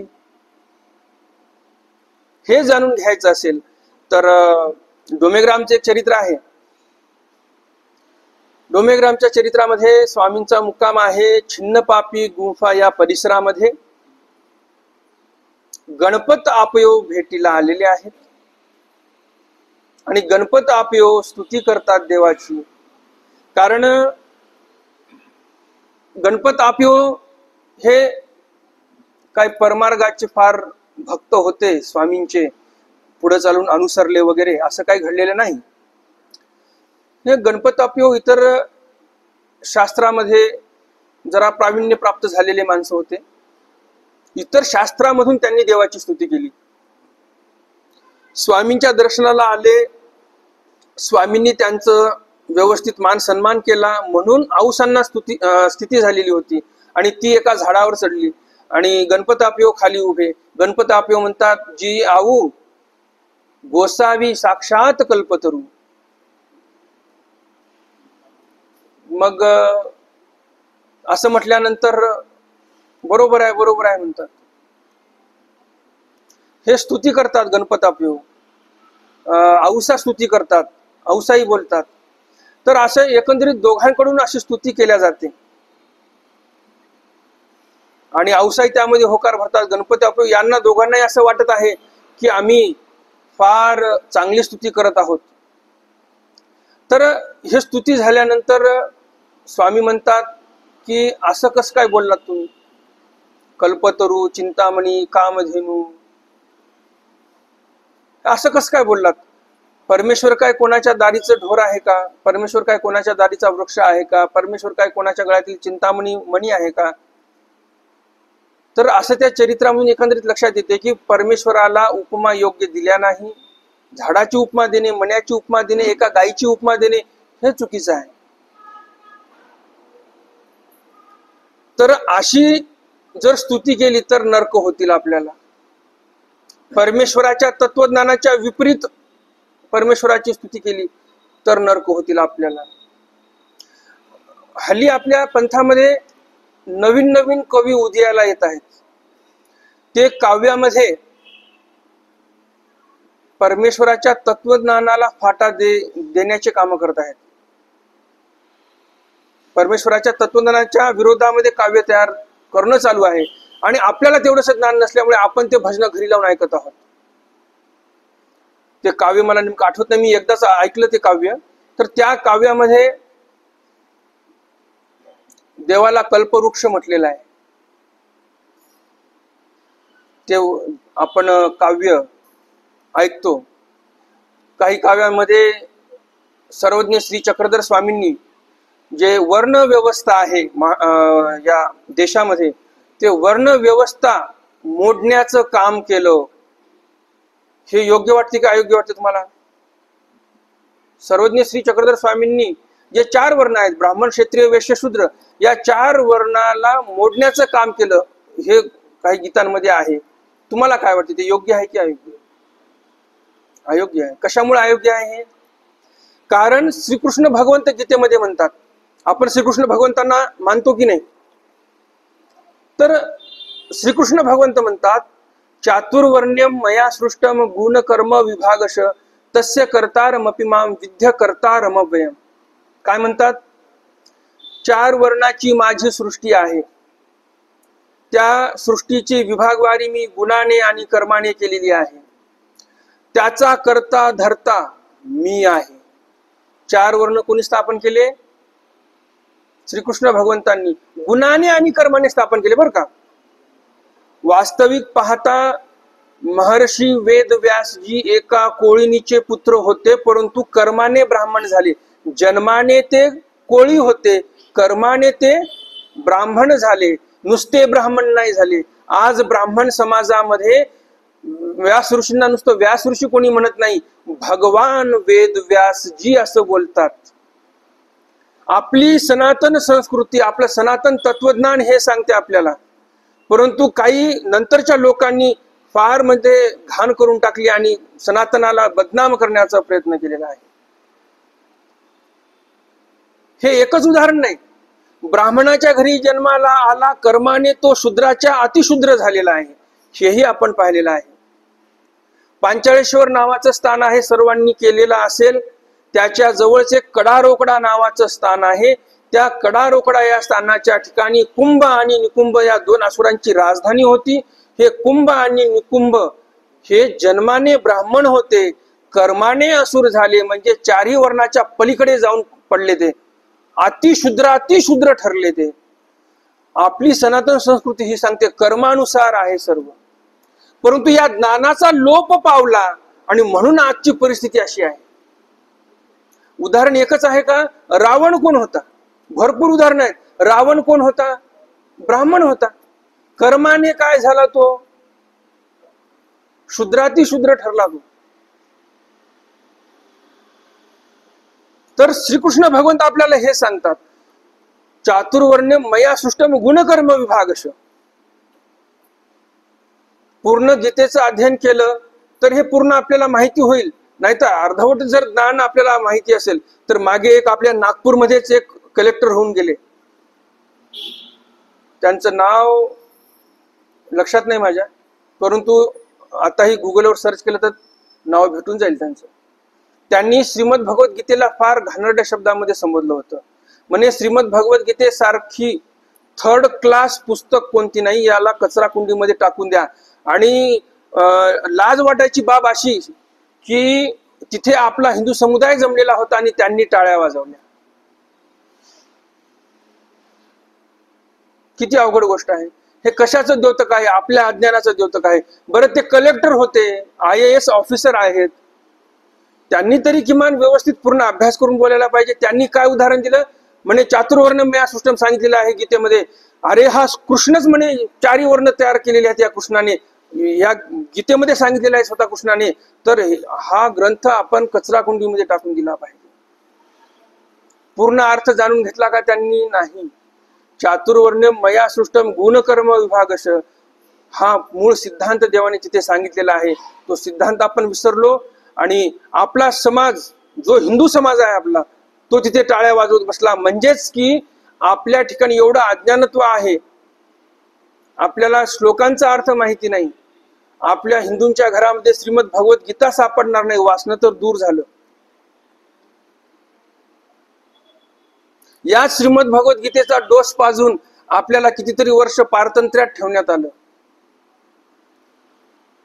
अहिंसा परमो धर्म सांगितलं मोहनदासजींनी, सांगितलं की नाही? आणि श्रीमद भगवद्गीतेचे 700 श्लोक त्यांना पाठ होते असं बोलतात. मोहनदास करमचंद गांधी यांना पूर्ण श्रीमद भगवद्गीता पाठ होती अशी म्हणतात. हीच गीता सांगून आपल्या पूर्ण भारत देशाला अहिंसक बनवलं, शस्त्रापासून दूर ठेवलं. आणि ते गीता सांगितली मुळात कुरुक्षेत्रामध्ये युद्ध करण्यासाठी अर्जुनाला. म्हणजे त्याही काळामध्ये 70-75 वर्षापूर्वी हिंदू समाज हा किती अज्ञानी होता. श्रीकृष्ण भगवंतांनी गीता सांगून अधर्माच्या विरुद्ध युद्ध करण्यासाठी प्रवृत्त केलं अर्जुनाला. आणि तीच गीता सांगितली मोहनदास करमचंद गांधी यांनी आणि पूर्ण भारतवर्षातील हिंदू समाजाला गप्प बसवलं. अहिंसा परमो धर्म, या गालात मारली तर हा गाल पुढं करा. म्हणजे किती आपण अडाणी आणि मूर्ख आहोत. कोणी कसंही पळवावं आपल्याला, आपण तसंच पळतो. बरोबर ना? तर ही शोकांतिका आहे आपली. त्याची परिणिती काय झाली? कितीतरी वर्ष भारत पारतंत्र्यात राहिला. म्हणून आपण यथायोग्य ज्ञानाचं अर्जन केलं पाहिजे.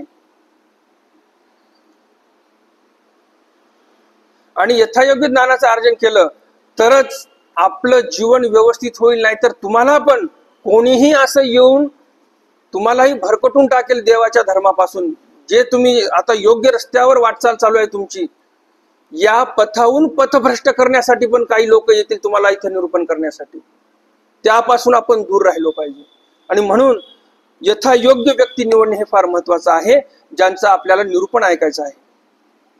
महिमा मना अगोचरू परी कविसी हाची परिहारू, जे स्वमती वर्णावा ईश्वरू, जेने पवित्र वाचा. आपली वाचा पवित्र झाली पाहिजे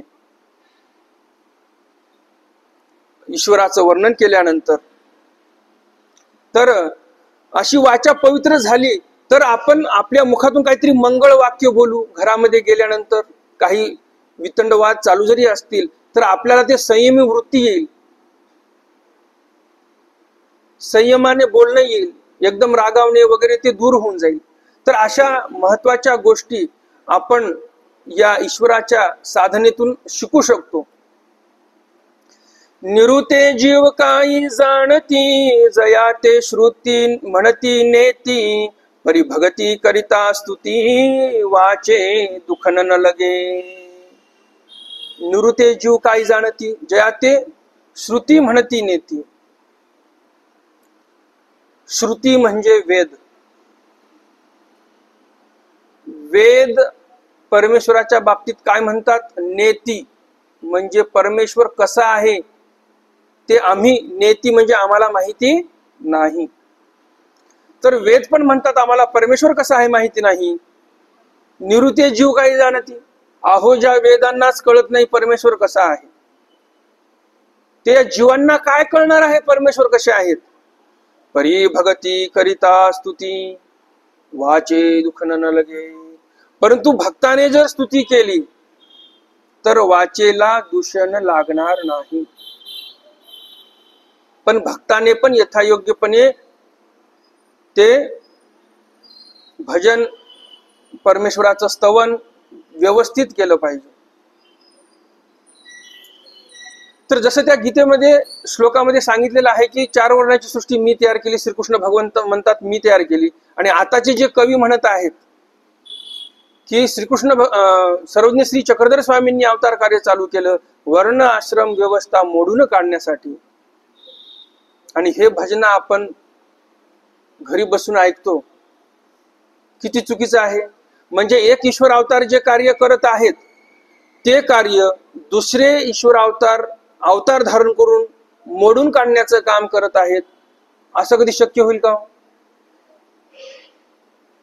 एका ईश्वर अवताराने जे कार्य केलं ते ईश्वर अवतार दुसरे येतात आणि तिथे खोडून काढतात ते काम. असं होत नसते ना कधी. हे आपल्याला समजलं पाहिजे. म्हणजे सध्याच्या काळामध्ये एवढी अनागोंदी माजलेली आहे, कधी कोण येऊन तुम्हाला काय सांगून जाईल, कोणते भजन, कोणत्या आरत्या. म्हणजे वासनिक मंडळींनी नेमकं करावं काय? आज एक व्यक्ती असा सांगून जातो, दुसरा व्यक्ती दुसऱ्या दिवशी येऊन असा सांगून जातो. कसं वागावं तरी, हा मोठा प्रश्न पडलेला आहे सध्या वास्तविक मंडळीमध्ये.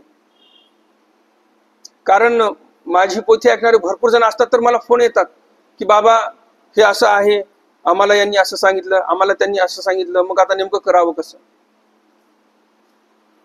तर मला एक असं वाटतं की आपल्या मानवाव पंथामध्ये काहीतरी एक आचारसंहिता काढली पाहिजे आपण, की हे असं आपण प्रबोधन केलं पाहिजे, या व्यतिरिक्त असं काही बोलू नये. जे परंपरा चालू आहेत, जे आपल्या तत्वज्ञानानुसार विधिविधान चालू आहेत, या व्यतिरिक्त आपण काही वागू नये, या व्यतिरिक्त काही सांगू नये. नाहीतर हल्ली या व्यतिरिक्त सांगणं फार चालू झालेलं आहे. समाजामधून जशी मागणी येते तसं ते देणं चालू आहे. जसं त्या मार्केटिंगच्या याच्यामध्ये म्हणतात, जेवढा मार्केटमध्ये मागणी जास्त असेल आणि जर पुरवठा कमी असेल तर काय होते, ते गोष्टी महाग होतात. आणि पुरवठा जास्त झाला, मागणी कमी झाली तर स्वस्त होतात. तर सध्या पुरवठा एवढा जोरात चालू आहे, प्रत्येक जण येतो आणि मनातलं आलं ते बोलून जातो.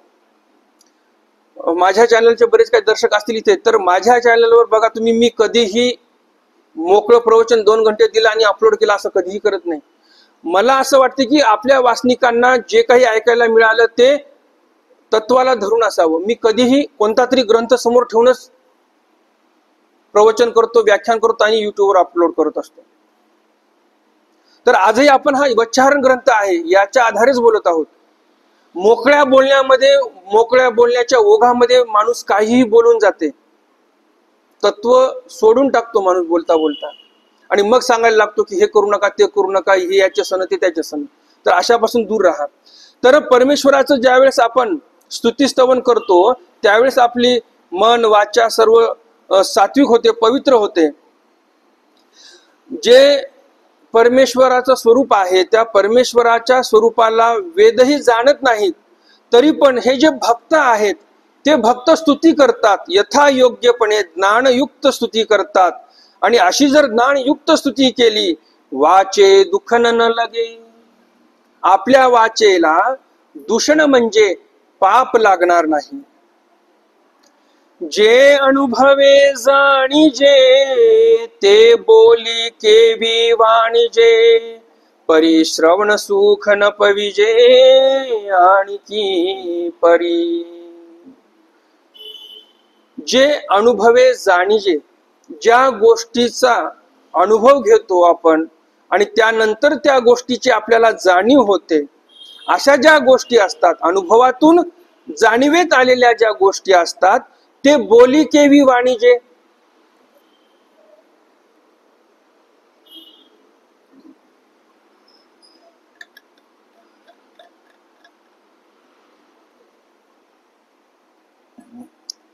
जे अनुभवातून गोष्टीचं ज्ञान झालेलं आहे, ते ज्ञान आपण बोलण्यामधून दुसऱ्याला सांगू शकतो का? नाही. समजा एखादा व्यक्ती आहे, महाराष्ट्राच्या बाहेरील व्यक्ती आहे, त्याने कधी पुरणपोळी खाल्लेली नाही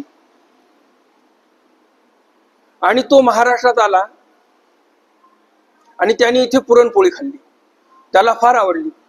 आता त्याने गावाकडे फोन केला परराज्यामध्ये आणि सांगितलं की इथे महाराष्ट्राचा फार एक प्रसिद्ध पदार्थ आहे पुरणपोळी आणि ती मी खाल्ली, फारच छान असते चवीला. आता पलीकडच्या व्यक्तीने विचारलं, नेमकं कशी असते हो छान, म्हणजे नेमकं सांगा तरी मला. आता याने जे पुरणपोळी खाऊन अनुभव ज्ञान प्राप्त केलेलं आहे, बरोबर ना, त्या पोळीविषयी अनुभव घेतलेला आहे, ज्ञान प्राप्त केलेलं आहे, कशी गोडी आहे नेमकी. आता त्या अनुभवाचं ज्ञान हा त्याच्या गावाकडे फोनवर सांगू शकतो का? नेमकं मी तुला आता हे ज्ञान देऊन टाकतो, चल पोळीचं ज्ञान, तुला कशी चव असते ते ज्ञान देऊन टाकतो. शक्य आहे का? नाही. त्याप्रमाणे जे अनुभवे जाणीजे, म्हणजे तुम्ही ईश्वराची जी अनुभूती घेता, मंदिरामध्ये येऊन डोळे लावून बसले, तुम्ही ध्यान केलं, थोड्या वेळासाठी स्मरण केलं, जी अनुभूती तुम्हाला इथे झालेली आहे, ती अनुभूती घरच्यांना जाऊन तुम्ही सांगू शकता का? नाही सांगू शकत. तुमचा अनुभव वेगळा, घरचे जरी मंदिरात येत असतील त्यांचा अनुभव वेगळा, बरोबर ना. जसं ज्याप्रमाणे एखाद्या व्यक्तीला सकाळी तहान लागलेली आहे, तो दिवसाचा 10 किलोमीटर चालला 10 वाजेपर्यंत, तरी त्याला पाणी मिळालं नाही प्यायला. दुपारचे 12 वाजले, पाणी मिळालं नाही प्यायला, आणि 2 वाजता आता भयंकरच तहान लागली आणि नंतर त्याला पाणी मिळालं प्यायला. आणि ज्या घरचा जो व्यक्ती आहे, ज्या घरच्या व्यक्तीने त्याला पाणी दिलं प्यायला, त्याच व्यक्तीने ते पाणी पिलं, जो घरी व्यक्ती आहे, त्याला पाण्याची गोडी वेगळी येणार. आणि जो सकाळपासून दुपारपर्यंत तहानलेला आहे, त्याला पाण्याची गोडी कशी येणार? वेगळी येणार. त्याचप्रमाणे तुमची तहान देवासाठी किती आहे, तुम्ही परमेश्वरासाठी दुःख किती करता, किती तल्लीन होता मंदिरात आल्यानंतर, ते तल्लीनतेमध्ये जे तुम्हाला ज्ञान मिळणार, जे अनुभूती मिळणार आहे, जे आनंद मिळणार आहे, तो आनंद तुमच्या पुरता मर्यादित आहे. तुम्हीच तो आनंद अनुभवलेला आहे, त्याचं ज्ञान तुम्हालाच आहे. तुमच्या घरची जरी व्यक्ती असेल, ती जरी मंदिरात आलेली असेल, परंतु तिला तहानच नाही त्या व्यक्तीला तेवढी, त्यांना तेवढा अनुभव मिळणार नाही, तेवढी सुख शांती मिळणार नाही. एकाच घरातून तुम्ही 2 जण आलात देवाला, परंतु तुमची अनुभूती वेगळी असू शकते आणि सोबत जी व्यक्ती आलेली आहे त्याची अनुभूती वेगळी असू शकते, कारण प्रत्येकाची ईश्वराविषयी तहान वेगळी वेगळी आहे. त्यामुळं परमेश्वर तुम्हाला आनंद किती देतील, तुम्हाला मंदिरामध्ये आल्यानंतर त्याचा फायदा किती झाला, हे तुमच्यावर अवलंबून आहे, देवावर अवलंबून नाही. देव सर्वांसाठी सारखा आहे, कमी जास्तपणा आपल्यामध्ये आहे. त्यामुळे देवाला असं नाही म्हणायचं कधी की देवा, त्या व्यक्तीने नवस बोलला, तुम्ही त्यांचा नवस 3च महिन्यात पूर्ण केला आणि आमचा नवस वर्ष झाला पूर्ण झाला नाही. म्हणजे देवाने कमी जास्त नाही केलं, आपल्या भक्तीमध्ये काहीतरी कमी जास्तपणा आहे, हे कधीही लक्षात ठेवायचं. म्हणून इथं म्हणतात, जे अनुभवे जाणीजे ते बोले केवी वाणीजे. जे अनुभवातून, अनुभव ज्ञानातून आपल्याला अनुभूती आलेल्या आहेत, ते बोले केवी वाणीजे. आपल्या शब्दामधून आपण त्याचं वर्णन करू शकत नाही. परी श्रवण सुख न पविजे आणि की परी.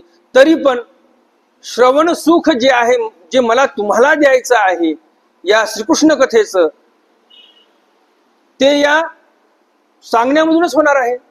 परी श्रवण सुख न पविजे आणि की परी, म्हणजे दुसरी कोणती पद्धत नाही आता तुम्हाला सांगण्यासाठी. जे काही यथायोग्य पद्धतीने सांगता येईल श्रीकृष्ण कथा, त्या पद्धतीने मी तुम्हाला सांगणार आहे. मग आता तुम्ही किती तल्लीनतेने तिथे मग्न होता आणि किती आनंद घेऊ शकता, हे तुमच्यावर हे तुमच्यावर अवलंबून आहे, बरोबर की नाही? तर आजचं ज्ञानसत्र आपलं इथे संपलेलं आहे. दंडवत हो. विचार. सर्वज्ञ श्री चक्रधर स्वामींनी सांगितलं आहे की जो मानव जीव आहे त्यांनी अनुसरण घेतलं, बोध झाला, बोध झाल्यानंतर मरेपर्यंत अस्तित्वनिष्ठ आसन चांगल्या केलं, मृत्यूनंतर त्याला सुखी असल्यानंतर जन्म होतो. परमेश्वर 12 वर्ष त्याला आता घेऊन जातात. नंतर त्याला मोक्ष ज्ञान, सामान्य ज्ञान, विशेष ज्ञान त्याला देवीचा करतात आणि आपल्या सोबतीचा आनंद देतात. असा कोणता जीव झाला नाही एका जन्मात त्याला हे चारही ज्ञान मिळाले? एका जन्मात चारही ज्ञान नाही. माझ्या मनात चिंता एका जन्मात ज्ञानिया जरी असेल, इथे त्यानं अस्थिपरीचं आचरण केलं तरी पुढचा जन्म घ्यावाच लागतो. आणि प्रेमिया जरी असेल तरी पुन्हा संबंधी जन्म घ्यावाच लागतो. नाही, एका जन्मात नाही. अहो, अनंत जन्मीचे पाप कर्म आहेत, एका जन्मात कसं होऊ शकते? नाही, पुन्हा जन्म नाही. जे आता एकदा पुन्हा संबंधी अपरोक्ष ज्ञान झालं ना, त्याच्यानंतर पुन्हा जन्म नाही. पुन्हा अपरोक्ष ज्ञान झालं की लगेच सामान्य, नंतर सामान्य झालं की नंतर विशेष. पुन्हा जन्म घेण्याची गरज नाही. मग ते चरितत्व चालत राहते, परमेश्वर करून घेतात चरित्र. नाही नाही, नागदेवाचार्यांचा पण पुन्हा जन्म झालाच. हो, झीन होती, परंतु अपरोक्ष झालं नाही. 6 महिन्याचं कमी पडलं. 6 महिने रुद्धपूरला होते. अहो, एवढा पंथाचा कारभार कसा चालला असता? नाही तर जर अपरोक्ष दिला असतं तर सोबतच घेऊन जावं लागलं असतं. अपरोक्ष झाले म्हणजे ते कोणाला दिसलेच नसते पुन्हा. मग ते अपरोक्ष सामान्य विशेष मग गेले असते पुढे. परंतु आचार्यांनी प्रेमाचा पुढारू मागितला होता. प्रेम द्या म्हणे मला. स्वामी म्हटले चला पुढार दिला तुम्हाला, पुढच्या जन्मामध्ये तुम्हाला प्रेम देऊ, बरोबर ना? मग आता अपरोक्ष दिला असतं तर मग देवाचं वर खोटा ठरला असता, बरोबर ना? मग प्रेम देता आलं नसतं अपरोक्ष झाल्यावर. म्हणून ते मुद्दा म्हणून देवाने 6 महिने इकडे ठेवलं. अपरोक्षाला योग्य झाले नाही ते. आणि मग पुढच्या जन्मामध्ये पुन्हा संबंधी आचार्यांना स्वामींनी प्रेम संचार केलेला आहे.